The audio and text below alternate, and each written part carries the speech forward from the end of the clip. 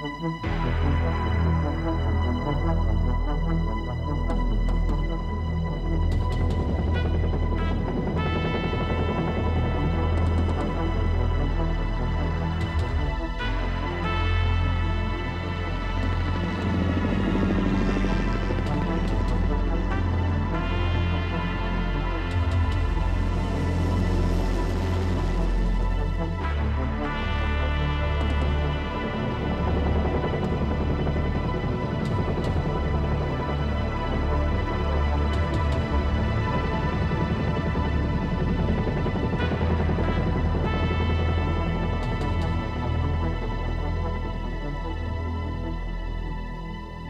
Kimberley region of northwestern Australia. It's a gigantic sandstone plateau, 6 times the size of Tasmania. Slicing right through the very heart of it all is the vast gorge of the Prince Regent River.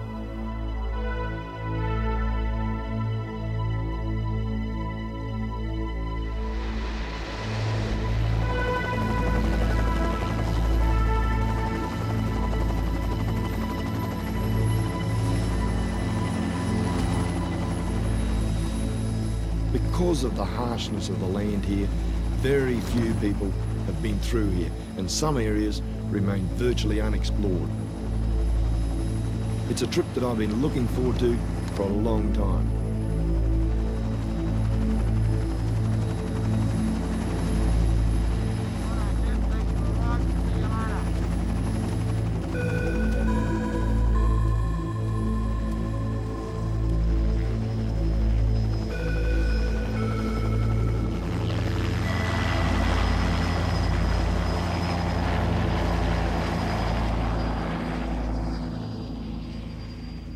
Unfortunately for me, the only way I'm going to find Bush Tucker in the Kimberleys is by walking across the countryside.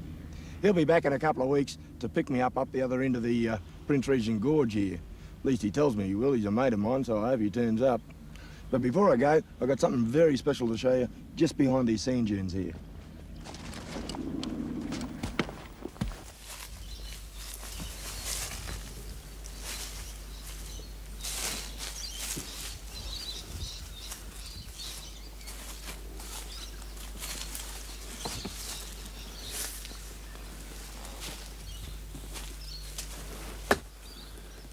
This is it. This is a boab tree.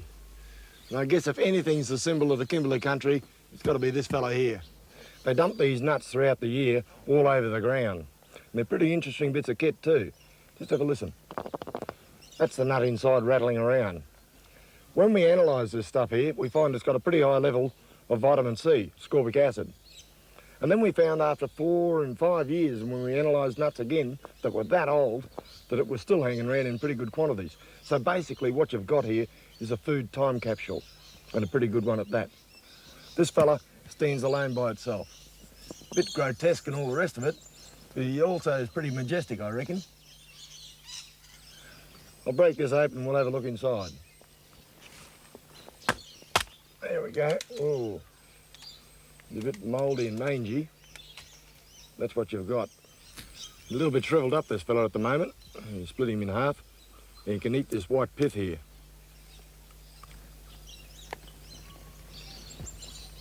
Tastes a bit like dry powdered milk, but it's not too bad. Well, I guess you could live off it. This particular tree is very important, historically. I'll show you on the other side.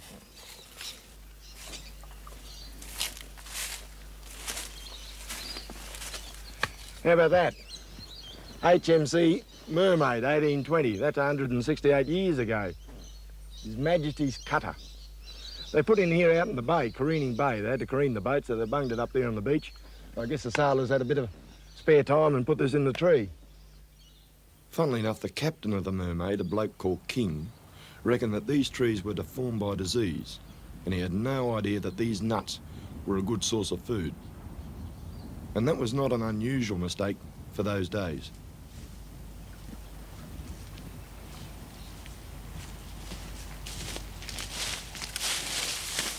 Hey, look at that. This is a little bit of bush tucker that's got its own bit of history here in Australia. Back in the days when the sailors back there on that boab tree carved their name on the Mermaid there, this fella wouldn't have been growing here because he was only introduced from Argentina around about 1880. He's a bush passion fruit, passiflora. You pick him off like that when he's ripe and he's nice and gold like that. Split him open, and all those seeds there, you can eat them raw. Just like passion fruit. Good stuff. Birds like them, and that's why they're scattered all over northern Australia these days. They're very, very common, all over the place.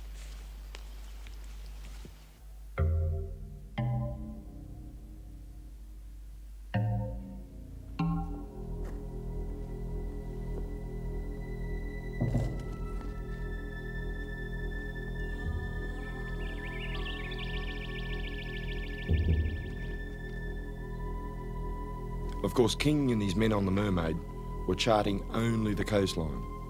The interior remained unknown until an explorer called George Gray came up this way, and he landed an expedition right here in this gully.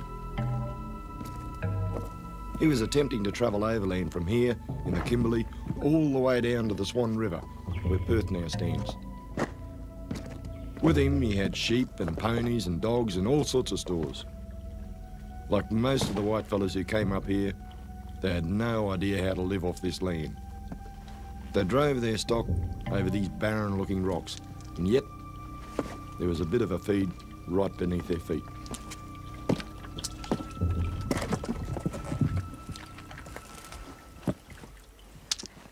These are a little fella called mangrove snail. Well, I'll tell you what, Aboriginal people up here in the Kimberleys call them happy snails. They reckon once you eat them, they make you happy. Little characteristic about them is that they always crawl up out of the water. They're frightened of getting drowned, they tell me. You can boil them up and make a bit of an entree out of them. They're not bad either.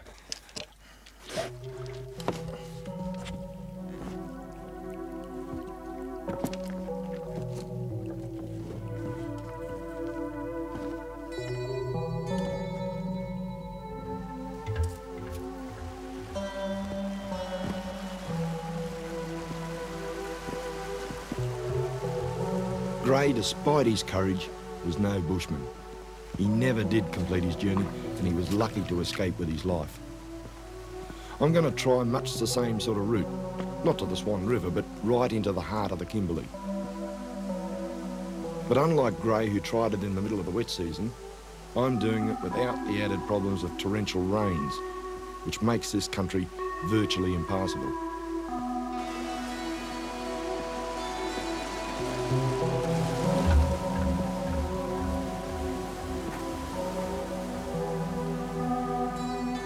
But even after all these years, there's still only one way to get up into the high country.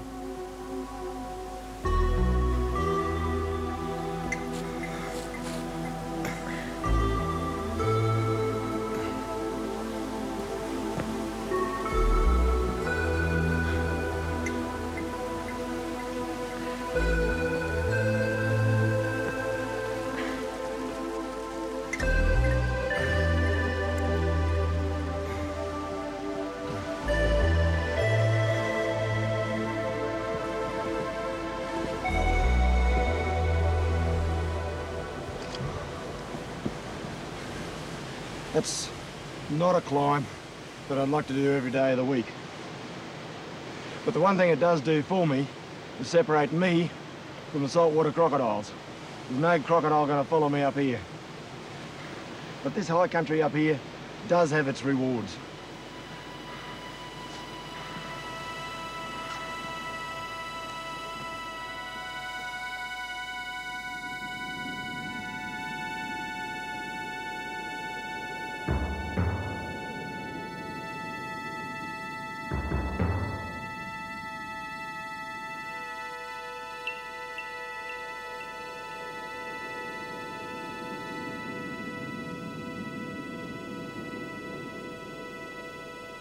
This has got to be one of the most spectacular sights that I've ever seen in Australia. I've flown around this area before, but I've never been up here on the high country, on the ground itself. And you look back over that basin there, the St George Basin, and I reckon you could fit half a dozen Sydney harbours in there. This whole area is just so mind-blowing at this hour of the day. It's tremendous. You know when you're here that you're the only person within hundreds and hundreds of miles. Back there, we've got all the gorges running off right back into the bowels of the Kimberleys. And one of those gorges, the Prince Regent, which is back over behind that knoll over there, goes right up into the country that I'm now going to go up into. This is absolutely superb to sit up here and look at all this country. Mind-blowing.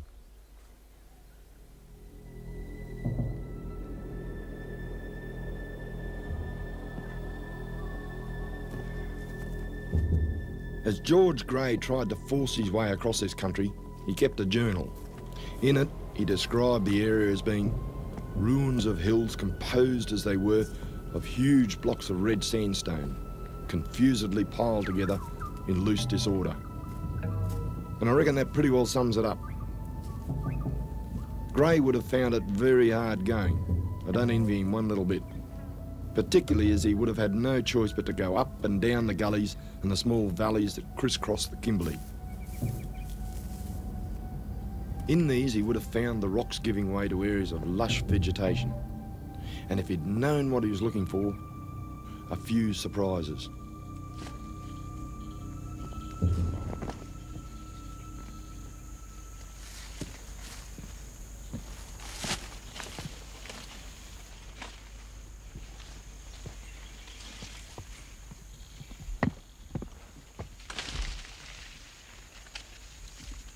There we go. That's what I'm after. Those tiny little fruit there. Those tiny little fruit are now world famous. I'll tell you how it happened. About 8 or 10 years ago, I was showing these things and we sent them in, had them analysed, and we found that the vitamin C level in one of those little fruits is about the same as eating 10 or 12 oranges. So they now lead the world in ascorbic acid. Again, it's a terminalia, and there are about 3 or 4 different types around northern Australia that produce this sort of fruit. Of course, that ascorbic acid is very good for coughs and colds and things like that. And if you look very closely on these branches, you'll find some little tiny green ants, and they're growing just over here. Anyone who's walked around northern Australia would have encountered these fellas in the bush sooner or later. I can just get my feet sorted out. Here they are up here, swarming all over this nest, which is built up of the leaves and things like that. Because I'm coming near it, they're getting very, very active. And pretty shortly, if I hang around too long, they'll start to attack me. I think the first white people that I know of that they attacked in Australia was Gray's men when they put ashore up at Hanover Bay. You can see them walking all over the place now, and they've got 2 little nippers on the front that lock in and bite you. Aboriginal people found a use for these fellas. They'd open up the nest, break it open like that, pull out the larvae of the young ants inside, mash it up and chew it. I'm not about to do that because these fellas get terribly, terribly agitated. You can see them all sitting there, standing up on their back legs, ready to attack me as soon as I go near it. But the one thing you can do to them, one at a time, just grab that little fella there, just grab him and bite off the abdomens. And they've got a very sharp, lemony, limey sort of tang. Not a bad thing for a taste.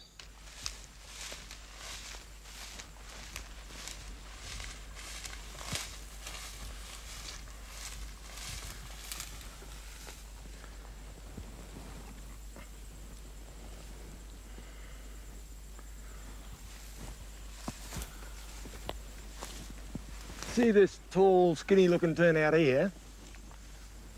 There's a thing called Terminalia grandiflora. And I only discovered him about 4 or 5 years ago up at Columbaroo. He drops these nuts, not now because it's out of season, but you can still find them scattered around on the ground. I reckon that this thing here produces the best bush tucker I've ever had. He hasn't got a common name, so I can't give him to you. I refer to him as the Columbaroo almond. He's tremendous. I'll just get some rocks and crack him open.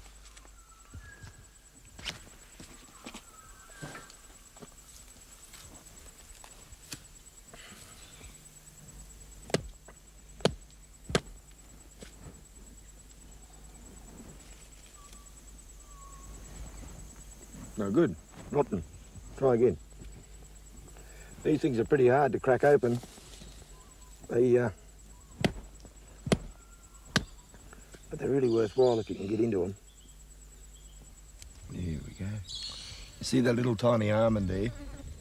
Very, very small. But it is absolutely overpowering in taste. Tremendous stuff. One of my favourites. I reckon if you could cultivate these things up and put them in a packet and sell them in a shop, you do pretty well out of them. They're really good.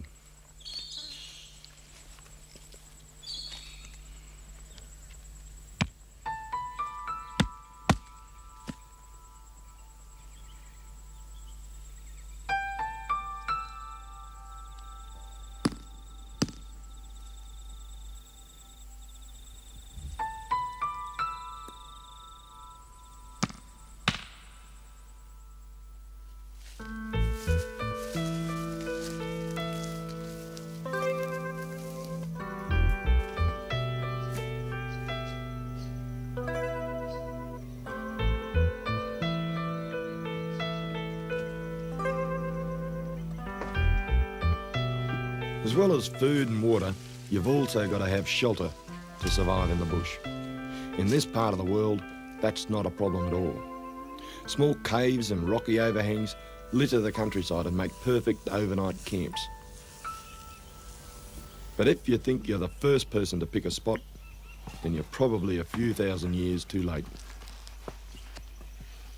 Look at that.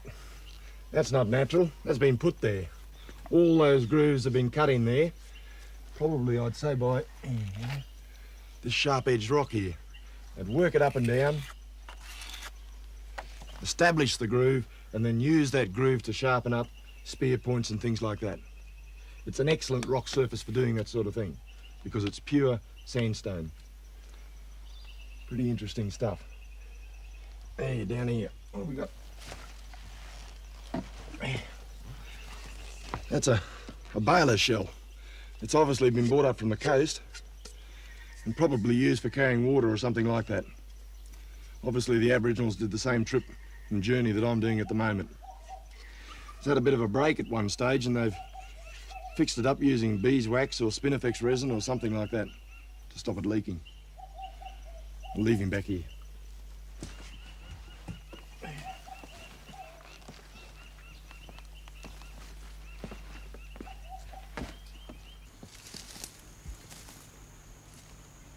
This country's looking its best right at the moment, but the rains are over.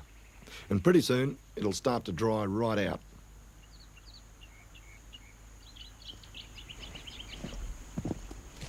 In a couple of months' time, you'll be hard-pressed to get a feed out of it. Even in the good times, you can't just go around picking tucker off any old bush or tree. You've got to know what you're doing. A lot of the plants are very poisonous and require careful treatment before you eat them. Get it wrong, and you'll end up as bush tucker for the ants.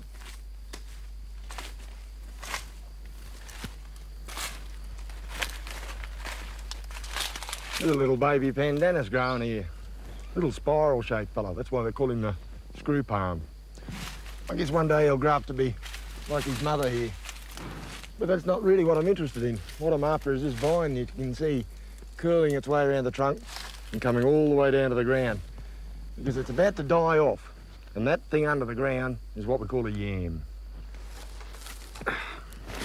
What I've got to do is clear this ground back because I can find the stem of the vine, and that's it there, running down into the ground there somewhere. So I'll clear all this back and then we'll start to dig him out.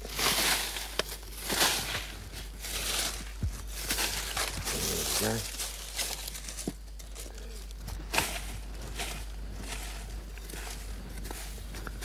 That tuber should be under there, probably about, maybe that far. I'm going to have to be very careful while I'm digging because if I break it off, I could have trouble tracing the tuber under the deck. That's planted right in amongst the root system here.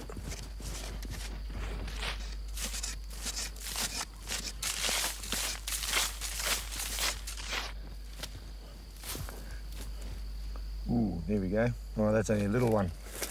That's probably one of the juveniles from around the area here. They're what you call a cheeky yam. It's pretty small, that one. I think we can do better than that. But they're what you call a cheeky yam. And what that means is that when you eat it without cooking it, it burns the inside of your mouth.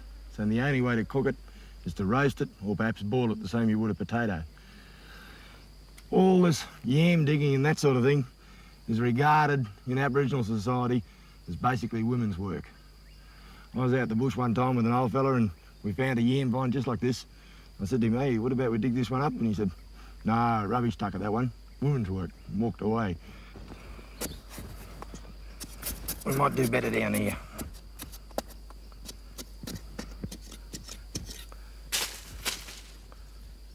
Ooh.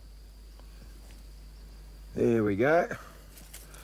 Stabbed him with a machete, broken in two now. Bit of a dirty looking one too. There it is. You can see that bit of a potato looking thing there. That's what you cook up on the fire or boil it up in the pot and then eat him just like a potato. If I were to dig down there a bit further, I'd probably get half a dozen more of these. Just leave him there for a minute. Just over here, I saw a minute ago something which is rather interesting. Hasn't got that much fruit on him at the moment. In fact, there's one berry sitting there just on its lonesome. This is a thing we call dog's nut. And you can pick him off just like that and chew him up. Tastes a bit like apple strudel. But the really interesting thing about this plant is that it's one of the few examples that I know of where pioneers in Northern Australia actually use some of the local natural products. Oh, there's another berry there. I'll eat that too while I'm at it. Because this fella here is a bush medicine. And back in the days before they had cupboards full of aspirin and all that sort of thing, they'd dig up the roots of this fella here, boil it up, sip it, and that'd cure their coughs and colds and things. And I guess I've had 2 or 3, maybe a couple more old people in this part of the world tell me about this plant, white fellas. So it obviously worked. Well, they reckon it did anyway. I've never had to use it yet. Maybe one day.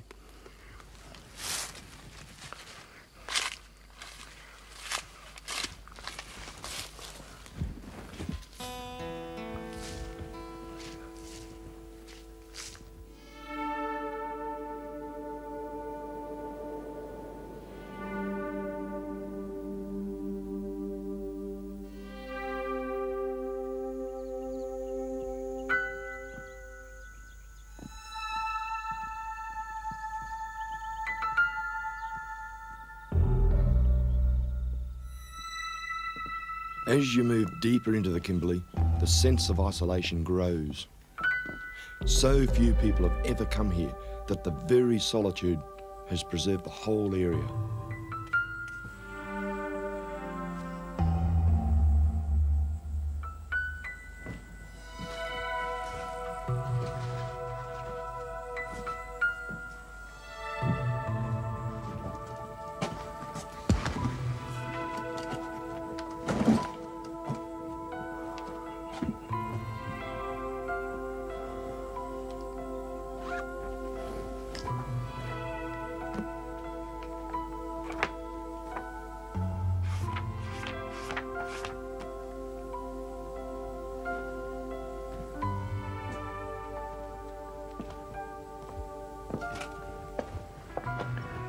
These paintings over here, they're a painting style that's called the Wandjina, and they're very common right throughout the Kimberleys.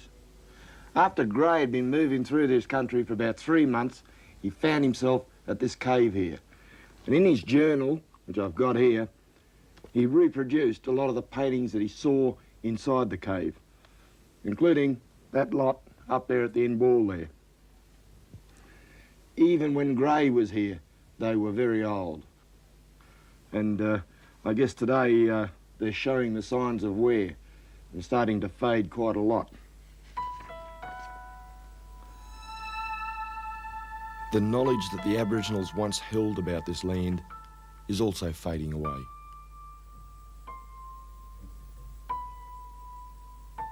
When Gray came through here, small tribes were scattered across the country. Now it's virtually uninhabited, and many of the secrets of the bush are probably lost forever.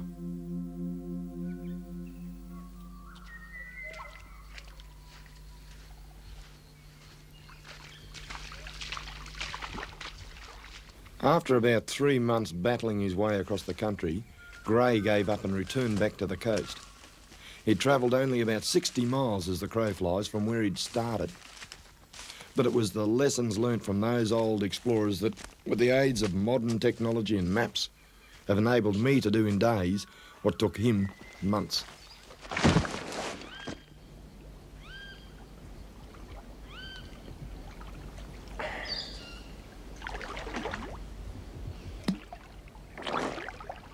Mind you, there are times when the absence of technology can be a real joy, particularly when I'm up here on the plateau and the crocodiles are still down below.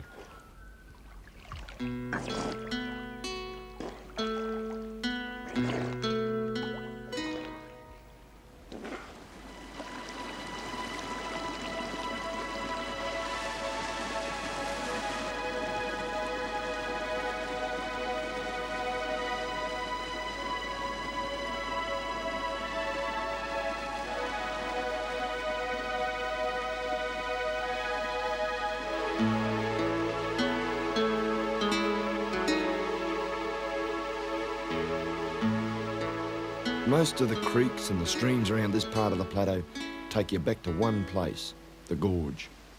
And after all this walking through the bush, it's not until you come out here to King's Cascades on the Prince Regent River that the magnitude of the country really hits you.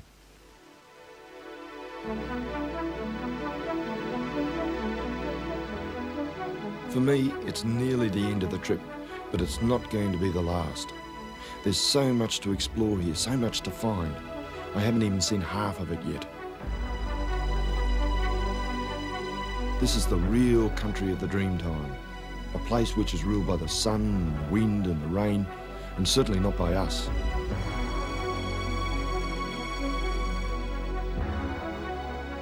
And it all makes you feel pretty insignificant.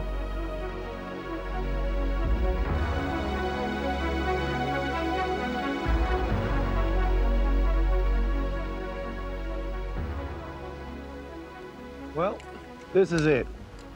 Almost to the very top of Prince Regent Gorge. And this is the spot where my mate with his helicopter is going to pick me up. I hope he is anyway. There's a little lure, barra lure, that I knocked up from a bit of driftwood way back on the coast at Careening Bay. I reckon while I'm waiting for him, I'll give it a try out and see if it works. Might catch myself a barramundi.